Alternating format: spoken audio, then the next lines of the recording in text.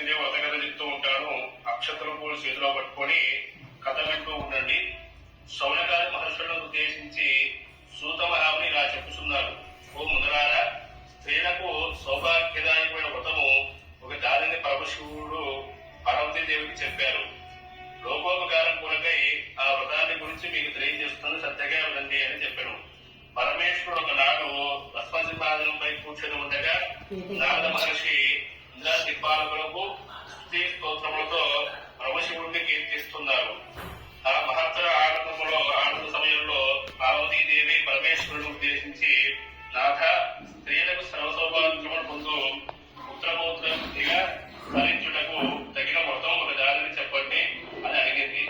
అందులకు త్రినేత్రుడైన శివుడు, దేవి, నీ కోరిన విధంగా స్త్రీలకు సకల శుభాలు కలిగించే వ్రతం ఒకటి ఉన్నది. అది వరలక్ష్మి వ్రతం. దానిని శ్రావణ మాసంలో 2వ శుక్రవారం నాడు ఆచరించాలని చెప్పాడు. అప్పుడు పార్వతీదేవి, దేవా, ఈ వరలక్ష్మి వ్రతాన్ని ఆది దేవతలు ఎవరు చేశారు, ఈ వ్రతాన్ని ఎలా చేయాలో వివరంగా చెప్పండి అని కోరగా, అప్పుడు కాత్యాయని పూర్వలోకంలో మగధ దేశంలో కుంకినము అనే ఒక పట్టణము ఒకటి ఉండేది. ఆ పట్టణము బంగారు కుట్యములతో రమణీయంగా ఉండేది. ఆ పట్టణంలో చారుమతి అనే బ్రాహ్మణ స్త్రీ ఉండేది. ఆమె సుగుణవతి, వినయ విధేయతలు, భక్తి గౌరవాలు గల ఆవిడ. ప్రతిరోజు ప్రాతకాలం నిద్రలేచి భర్త పాదాలకు నమస్కరించుకొని ప్రాతకాలమున గృహకృత్యాలు పూర్తి చేసుకొని అత్తామావులను సేవించుకుని మితంగా సంపాదిస్తూ జీవిస్తూ ఉండేది. వరలక్ష్మి సాక్షాత్కారం వరలక్ష్మి వ్రతానికి ఆదిదేవతైన వరలక్ష్మీదేవి ఒకనాడు రాత్రి సమయంలో చారుమతికి త్వరలో సాక్షాత్కరించి, ఓ చారుమతి, ఈ శ్రావణ పౌర్ణమి నాటికి ముందు వచ్చే శుక్రవారం నాడు నిన్ను పూజించు. నీవు కోరిన వరాలు కానుకలను ఇస్తానని చెప్పేసి అంతరార్థమైంది. చారుమతి సంతోషించి, ఏ జనని, ఈ కృపాకటాక్షలు కలిగిన వారు ధన్యులు, వారు సంపన్నులుగా విద్వాంసులుగా మందులు పొందుతారు. ఓ పావని, నా పూర్వజన్మ సుకృతం వలన ఈ దర్శనం నాకు కలిగినది అని పరి విధాల వరలక్ష్మీదేవిని స్తుతించింది.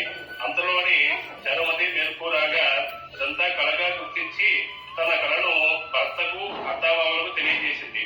వారు చాలా సంతోషించి చారుమతిని వరలక్ష్మి వ్రతాన్ని చేసుకోమని చెప్పారు.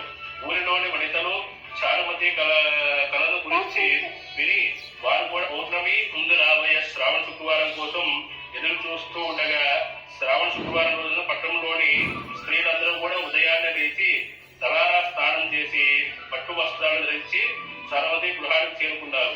చారుమతి తన గృహంలో మండపం ఏర్పాటు చేసి ఆ మండపంపై బియ్యం పోసి పంచబల్లవాలైన రావి, జవ్వి, మర్రి, మామిడి, ఉత్తరేణి మొదలైన ఆకులతో కలశం ఏర్పాటు చేసి వరలక్ష్మీదేవి సంకల్పం విధులతో సర్వమంగళ మాంగళ్యే శివే ధర్మార్థసాధికే శరణేత్యం మగే దేవే నారాయణ నమోస్తుతే అంటూ ఆహ్వానించి ప్రతిష్ఠించారు.